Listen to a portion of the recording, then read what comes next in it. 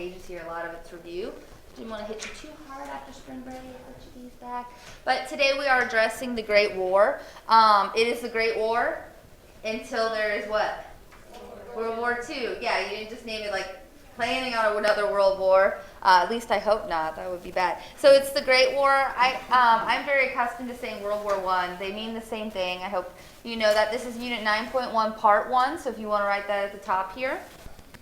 Today I'm going to be addressing with you the main causes for World War I or the Great War. I used to use the acronym, just the acronym MAIN, M-A-I-N, militarism, alliances, imperialism, and nationalism.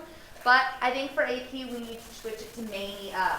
We need an additional A. So out to the side, assassination. If you want to write these out, M stands for militarism. I won't be talking about these in the correct order because in order of importance it doesn't spell anything fun. But this is the way you can remember them. M is militarism. A, alliances. The first A is alliances. N, nationalism.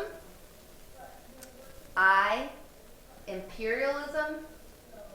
And our last A, as Ms. Nicole helped us out, is assassination. And so the main, M-A-I-N, are the long-term causes. The last A you add in there is the immediate cause. It's like the lighting of the fuse. Imperialism. So those are all we're going to be talking about today. I'm going to give you a little more detail. Alliances. So mania. Whenever if I referred to you, like if an extra credit question, like detail the mania of World War I am not asking for the crazy peoples. I'm asking for this acronym here. Okay? So our first A, like I said, I can't go in order because then it spells something like Ania. I didn't spell anything fun. Anyway, so our first A is alliances. We're going to see the development of some rival alliances building up to World War I. They're going to shift back and forth for a while, but then we're going to end up with our main two, and that is going to be the Triple Alliance versus the Triple Entente. Okay, so the Triple Alliance versus the Triple Entente, that's where we're heading. But before we can get there, I want to bring you back to the 1870s when our balance of power had been disrupted. Who unified in the 1870s? It would have upset our balance of power. Germany. Okay? So we have, I don't know if this will help with the noise over there. So we have the balance of power being upset by the decisive victory, Prussian victory in the Franco-Prussian War, sealing Germany's unification. Okay? And so this is going to upset that balance of power. Germany's not going to be happy to sit by the sidelines. They've watched these other countries become powerful, and they're like, and we're going to see this term today. Wilhelm II is going to say, I want my time in the sun. Do people say that anymore? Is that like a teenage statement anymore? Like, I want my time to shine? That's probably like an old school saying, right? But anyway, he's going to say he wants his time in the sun, and we're going to see the problems that this causes. Okay, so after this war, Bismarck, who's the leader of now what? Germany, with what as its center? Prussia, okay, with Prussia at its center of power, is going to be in charge. Remember, he's our realpolitik. He's a thinker. He's also a warrior. Do you want to write warrior out to the side here? A lot of what's going to go on here with Bismarck is because, and I think rightfully so, a warrior. I'm not talking like a warrior like he's worried about stuff that is inconsequential. He's like worried about stuff that was going to lead to a world war. And no spoiler alert, what happens to Bismarck before World War I? We did what? He didn't die. Yeah, he get kicked out. He got booted out. Remember Wilhelm II with the little arm? Like kicks him to the curb and says, I don't want you to be my chancellor anymore. So he's still working for Wilhelm I. We're going to see him move out. But Bismarck is a planner. He was good for Germany, and we're going to see that Wilhelm II not going to be so good. Okay, so Bismarck is fearing that the French, who just lost, are going to seek revenge. Maybe they're going to want Alsace and Lorraine back, and he's worried about this. And so he wants to set out to make treaties that isolates France, that keeps France from being able to do harm to him. He also fears Russia, okay? And here's just our map at this time. He fears Russia as well. He is fearing Russia creeping to the west, especially after the Congress of Berlin in 1878, when Russia had blamed Germany for not getting that territory. Bismarck thinks they're going to try to retaliate. Okay, so we have all of this going on. He's fearful of France. He's fearful of Russia. He wants to know, like, who's going to be on our side, who would be on their side. So he's going to start this push for some alliances. And so in 1879, he is going to form what is known as the Dual Alliance. This is a Germany and Austria-Hungary alliance. Okay, this is his way to try to thwart or to stop Russian expansion. This dual alliance will be based on German support for Austria and its struggle with Russia over expansion in the Balkans, and it is going to become our major feature of European diplomacy until the end of World War I. Okay? Bismarck is very clear that he does not want to let Russia have too much power, A, because they've already expressed that they want territory in the Balkans, B, he knows that if Germany got into a tiff with France and he's left Russia out there, he could end up fighting what kind of war? A two-front war. Bismarck is very smart, and he knows that he does not want this to happen. Okay? And so what we're going to see is that for Bismarck, for a very short time, forms what is known, and I didn't put this in your notes because it lasts for a very short time, but if you want to write it there, you might see this again on an AP exam. But Bismarck forms the League of Three Emperors, which is Germany, Russia, and Austria. And so he kind of invites Germany in, and he's quoted for saying this. The secret of politics is to make a good treaty with Russia. He realizes you can't leave Russia out there to be courted by somebody else who might end up being your enemy, especially if you're in the middle of Europe. You'll end up fighting a two-front war. Okay, so this three emperor League of Three Emperors is going to fall apart over the Balkans. Okay, this is going to give us another quote of Bismarck's. It's pretty famous.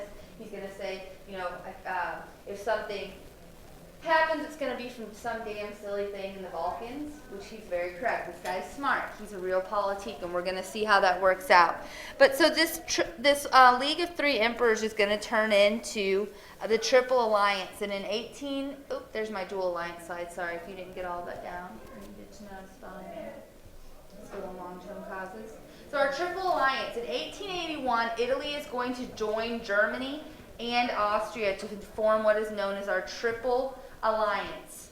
Any guess as to why Italy would want to join with Germany and Austria? Maybe it's for like expansion. Yeah, okay, it's for expansion. It is going to be because they seek to support for its imperialist ambitions. How did the Italians do in their expansionistic tries in Africa? Okay, not so well. We've had some problems in Ethiopia, and so they're wanting some assistance here. And so they feel that if they join this alliance, this could help them there. Bismarck, though, before I get to that, you need to make a note out to the side of this alliance that it had terms. Okay? It has terms. Some of the alliances that we're going to see don't have terms, which is going to be a problem. This one has stated terms. Like, we will do this if this happens. Some other alliances were kind of like when you like spit in your palm and shake someone's hand and just say, yeah, I'm going to be your friend. But there's no promise of what's going to happen. Those are going to cause problems. The terms of this treaty are, if anyone gets in war with two or more countries, two or more. So if you get into a big old war with one country, oh, sorry, I don't have to do anything. But if you get into a war with two or more countries, then I have to step in to help you. So this alliance has terms. This is the Triple Alliance. Okay. Bismarck, however, being the safe planner, the safe little warrior that he is, realizes this isn't enough. Because who's left out of this? Who is left out there for someone else to court as in Russia? Okay? And so Bismarck is going to start talking to Russia, and this is going to become the Russian-German Reinsurance Treaty of 1887. And this is going to promise neutrality by both Germany and Russia if one of them should, like, let's say Germany gets into a conflict with France, Russia has just promised we can't step in to help them. Like, we will stay neutral if you get into trouble with somebody else. Well, do we have your back? No. We're going to let them come in, and if they beat you, they beat you, but we won't help them beat you. Okay, so it's a neutrality agreement. This is done really on Bismarck's finesse. The Russians don't sign this with Austria, they sign it with Bismarck. It's only for Germany, and it's done by his finesse and his real politicking. He is pretty much setting up the stage to keep Germany from having to fight a two-front war if it decides to get into a battle with anyone else. Okay? And so he's going to become kind of friends then with both sides, Bismarck here, and we're going to kind of see things set into motion. But what happens, no spoiler, there you go. What happens, however, is Kaiser Wilhelm, with his weak arm, likes to wear military outfits all the time. He is going to come onto the throne. Wilhelm I dies, and Wilhelm II kicks Bismarck to the curb. Does anybody remember what policy of Bismarck's that Wilhelm really hated and why he fired him?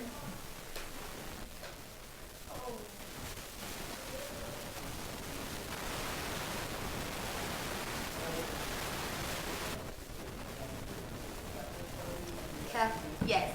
Okay, his unsuccessful attempts to take down those two parties. Okay, very good. And so Kaiser Wilhelm is going to say, I know you worked for my grandpa your whole life. Shoo, out you go. He kicks him to the curb. He fires him. And Kaiser Wilhelm is going to refuse, circle this, he is going to refuse to renew a reinsurance treaty after removing Bismarck in 1890. This is one of the largest diplomatic blunders ever. He has just undone the ability of Germany to even possibly remotely fight a one-front war. Okay, so this is a big blunder here. This is probably definitely when Kaiser Wilhelm looked at. It's not going to be his only blunder, unfortunately, because we know we're leading up to World War I, but definitely one of his bigger blunders. Germany, now out of necessity, will have to become very close friends with Austria-Hungary. Okay, so this is going to become their best buddy because they are no longer in the reinsurance treaty with Russia. And so now, smart little France is going to say, Russia just got dumped. I bet they need a rebound, and they're going to go and court Russia, okay, to try to pull them on their side. And so we're going to see France trying to court Russia. The two will become allies. This sets the whole ball in motion, okay? So we've, taken that anchor off the boat of the deck, and we have dropped it overboard. We have started to sink or set ourselves in motion. Okay, it's kind of how I'd like to think of the alliances part. It's the anchor that's going to hold us all stuck ready for World War I. Not everyone is in at this moment, though. Britain is what is called their splendid little isolation. They're proud of this fact. They're like, oh, look at us, we're all messing up over there. We're cool. They're going to be in this little bit of splendid isolation for a time. It's something they kind of brag about it. After 1891, Britain will be the only non-aligned power, and they're not into a rush to get aligned with anyone until Russia's being courted by France. And so then the British are going to say, oh, France hasn't always been my best friend. I need to get someone on that same side of the world. Because who is France just became friends with? Russia. And so who else would be on that side of the world that we might, or the British might want to court to be on their side? Japan. Okay, so we have Anglo-Japanese alliance in 1902. The British sought a Japanese agreement to benevolent neutrality to counter the possible Russian threat in India. Okay, so benevolent neutrality, like, hey, Russia tries to threaten India, you won't, come in on their side. And so they're going to do the same thing. We're kind of setting up all of these, almost you think of fake friendships, like cliques that have fake friends in them. Those are always the first ones to have a falling out. And we're kind of setting ourselves up here for that. And so next we need to talk about something that is called then the Entente Cordial. In the face of Anglo-German naval arms race, so now we have the British, who already had a great navy, right? And we have Germany, who's unified. And what do you do first thing once you become a unified nation? Yeah. Don't scream. Yeah, you build a better army, military. So we have the Germans now, and so who, if you were Germany, you're the youngest kid on the block, right? Who would you look to as who you wanted to model your navy after? The English. And they would just start modeling it after them. They're going to try to beat their navy. And so we have what is known as the Anglo, that's for British, German naval arms race. Britain and France are are going to decide, hey, Germany is not messing around. We need to put our beef, like we need to put it off the table. Like we need to start getting along because we need to watch Germany together. This isn't good. And so what they're going to decide to do, can you remember what part of the world the British and French were bumping into each other and starting to almost start a world war? Africa, the Fashoda incident. If you go Fashoda, we talked about, they bump into each other going for a part of Africa and almost start a world war. They're going to settle their disputes in Africa because they're more worried about Germany. Okay? And so this is going to be the Entente Cordial of 1904. France accepts British rule of the Sudan, and the British are going to recognize the French control of Morocco. So they decide, because they're both freaking out about Germany, to, just at least pretend to be friends or put some stuff out of the way of themselves. Okay? So now we're going to have the Triple Entente of 1907. So now we have another side forming. Okay? So in 1907, we're going to get the Triple Entente, Britain, France, and Russia. Yes, ma'am? So Britain and France were more worried about Germany Uh-huh. than they hated each other? Yes.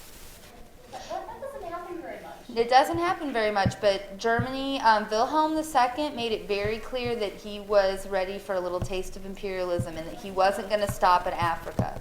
1902, it wasn't that they like his grandma was there to tell him. Yeah, Queen Victoria can't write any more strongly worded letters making her grandson apologize. So yeah, we have all this moving forward. So we've built two sides now, okay? So we talked about the triple. Did scare the rest of hell with her Germany. Yeah, well, when you have, you're related to everyone. Like all these guys are cousins. Like, I don't know, World War I's kind of like this huge family feud, really. It's almost even scarier then. So we have the Triple Alliance, and now we have the Triple Entente. That's Britain, France, and Russia. And then, no spoiler alert, we know that it'll be Germany versus Germany, Austria, and Italy. Not truly an alliance, but one done in principle. So remember how I said that some of those alliances had terms? This isn't an alliance with terms. This is like shaking your hands, crossing your fingers behind your back. But yeah, gotcha. Nobody else needs to know that we're best friends, though. Like just when we're hanging out by ourselves, that kind of thing. So, within it, I want you to write this here. Within a generation, Kaiser Wilhelm II has destroyed everything that Bismarck did. Within a generation, Kaiser Wilhelm II has destroyed everything that Bismarck had done. And he has set into motion our first cause of World War I, which is alliances. Okay? And done it poorly. Like, Bismarck had done alliances well. Like, if there was a medal for alliance making and setting your new nation up for its best opportunities, that's Bismarck. If there's, like, a prize for doing it the worst, that's Wilhelm II. Okay?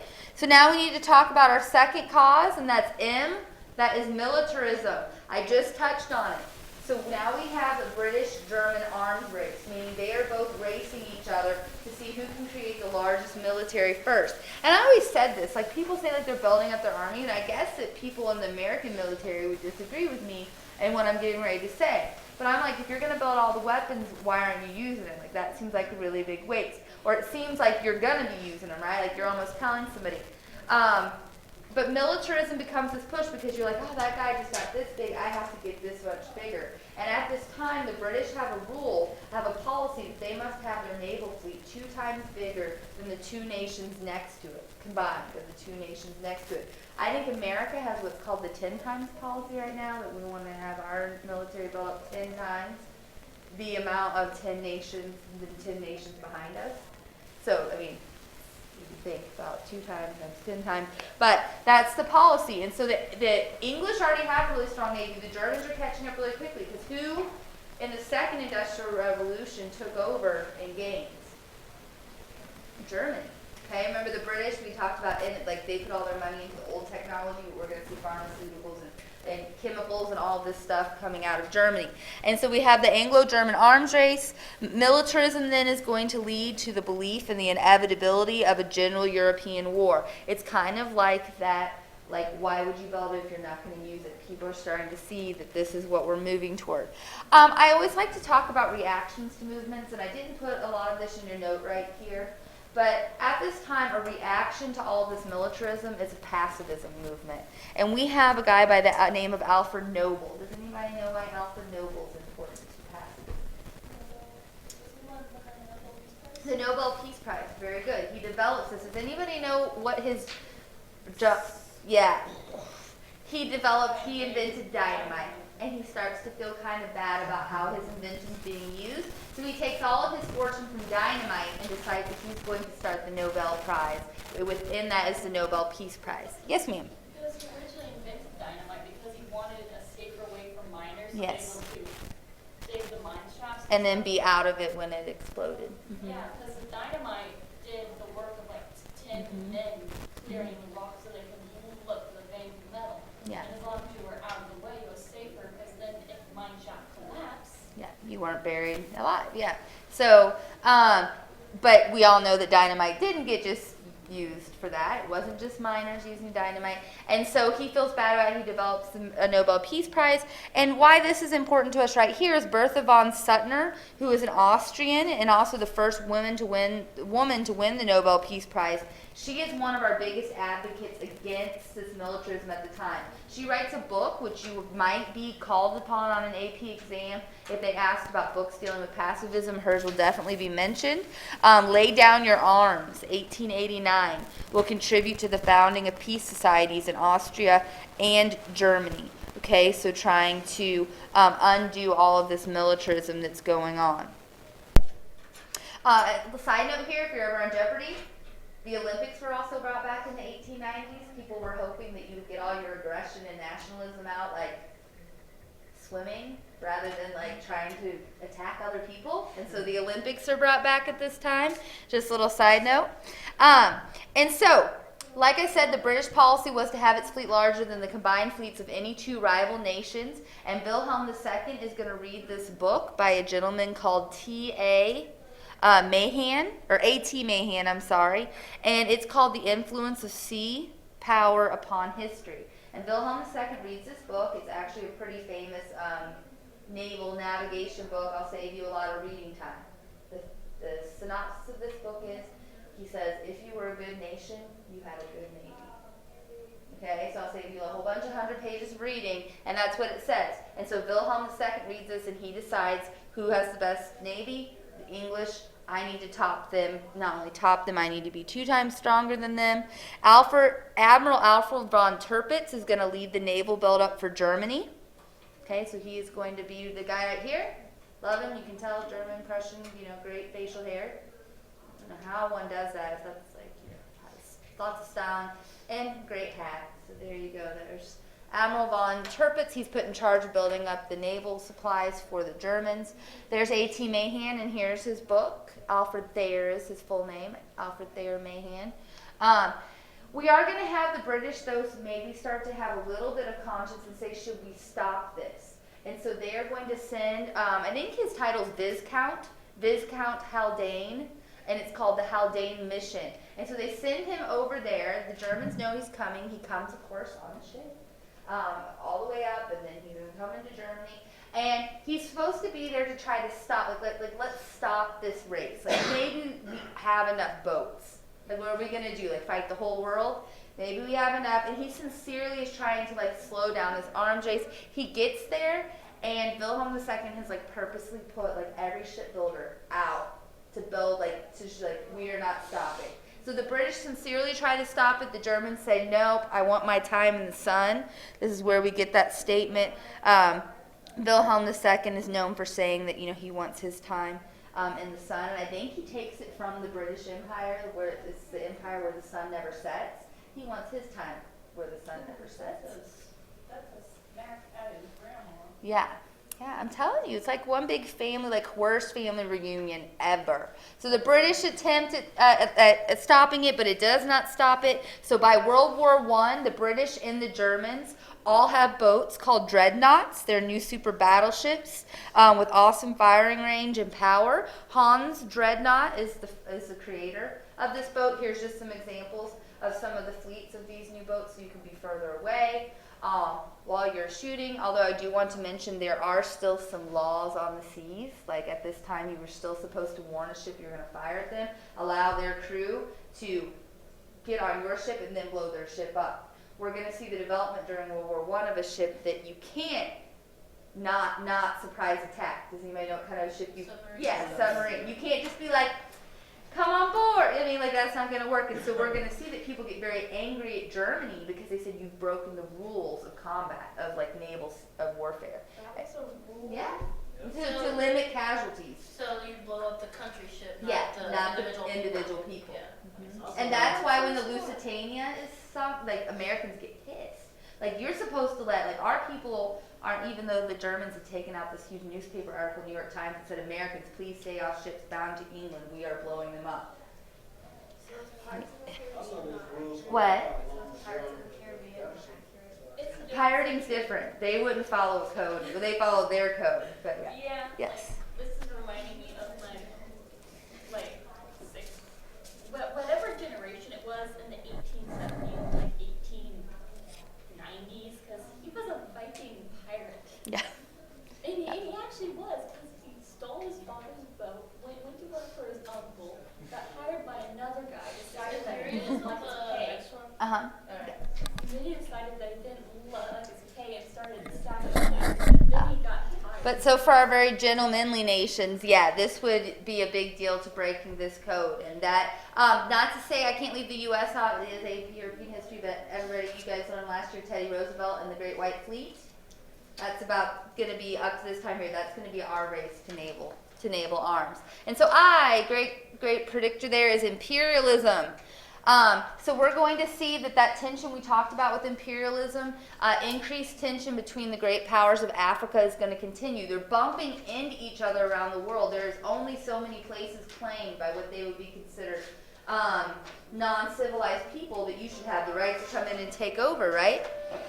Sorry, That's I don't know why good. that happened. That's all right. Good theme music to imperialism. So, we're bumping into each other. The Berlin Conference of 1885, Germany's late entry into imperialism, had led Bismarck to establish rules for carving up Africa. Remember, Bismarck was a smart guy. Germany didn't have any hold in Africa, but he made sure he was present at that Berlin Conference and that he was acknowledging who was there. Then remember we had the Kruger Telegram of 1902 where triggered British anger at Germany when the Kaiser congratulated the Dutch Boers on their victory over the British troops in South Africa, and then Queen Victoria sends her little letter and tells her grandson he has to apologize. So we've had all this tension coming out of imperialism in Africa. And now we're going to get in 1906 what is known as the Algeciras Conference. And it is going to settle the first Moroccan crisis. You might be like, well, what is the Moroccan crisis? Here's the crisis. Wilhelm II, being the amazing politician that he is, boards a boat to Morocco. Who owns Morocco and France or is holding it? Or, dang it, in Africa. I hate it. Who is holding Morocco and Africa? Spoiler alert, France is holding it. So Kaiser Wilhelm gets on a boat, he goes down there and he goes, oh, you poor Moroccan people, those French people shouldn't be over you. I will help free you. And so who has just become friends with France? England. And so Kaiser Wilhelm is trying very quickly to test the new friendship of the French and British. He's going to poke them with a stick. He's going to see if they fall apart. And so he goes down there. He promises them freedom. He's like, I'll stay here until you're free, Moroccans. Britain and Italy, though, are not going to fall for this so quickly. They come in and they support the French. It actually draws the French and the British closer together because they're like, this dude will stop at nothing. So it strengthens their friendship while making Kaiser Wilhelm look, just exactly as he was acting. Okay? And so Britain, France, and Russia, as well as the United States now, are going to see Germany as a potential threat to dominate all of Europe. They see Germans as meddlers now. It draws us all closer together while it's pushing Germany and Austria-Hungary further away from us. And Germany, as I said, is going to become further isolated except for Austria. Austria is going to stick by Germany's side. Germany is going to then cry out encirclement. They're like, oh, this isn't fair. You're encircling us from the rest of the world, even though they're the ones kind of meddling. And so they're going to call kind of cry. And then the Triple Entente is going to be formed in response to Germany's meddling. And that leads directly into the Second Moroccan crisis. Same thing, but this time Kaiser Wilhelm doesn't get on a boat. He sends a gunboat down there. And he takes the city coastline of Fez. And he's going to say this gunboat will not leave until you have freedom from the French. Again, same reaction. The British are like, hey, our friendship isn't that phony. I am going to back France up, especially against Germany, because I'm more afraid of you than I am of them. And it's going to increase their friendship or their alliance.